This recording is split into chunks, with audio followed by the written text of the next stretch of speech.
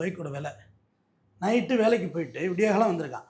இப்போ குளிரில் பார்த்தீங்கன்னா போய் நிறையா சொன்னேன். இந்த குளிர்காலங்களில் ஏன் விபத்துக்கள் அதிகமாக நீங்கள் தான் இப்போ எடுத்துக்க வேண்டிய பந்தல் பந்தலாக உருண்டையாக புகை வரும். மிஸ்ட்டு பனி பெய்யுதுல ஒரு உருண்டை பக்குன்னு வந்து மறைக்கும்.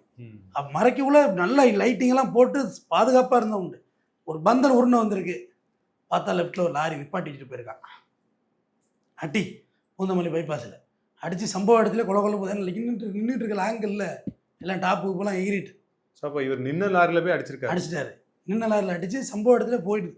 அந்த இடமே அவ்வளோ பெரிய ரத்தம்னு வச்சு 2 பேர் இவங்க. இப்போ அந்த காஸ்ட்லியஸ் பைக் வாங்கி 10 நாளுக்குள்ளே விதியோட விளையாட்டு எடுத்துகிட்டு போகுது.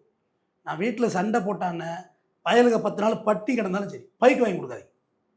பைக்கு வாங்கி கொடுக்குறது ஒன்று தான், அவன் கையில் பாய்சனை வாங்கி கொடுக்குறது ஒன்று தான். அதுக்கு ஒரு பாட்டில் விஷம் வாங்கி கொடுத்துடலாம், எல்லாம் ஒன்று தான்.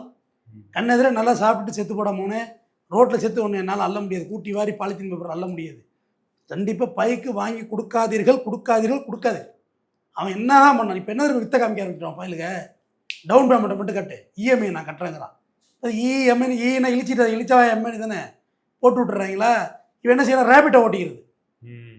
பைக் ஓட்டின மாதிரி ஆகிட்டு, ஜாலி ஆகிட்டுது. டியூ கட்டுறதுக்கு வருமானம் ஆகிட்டுது.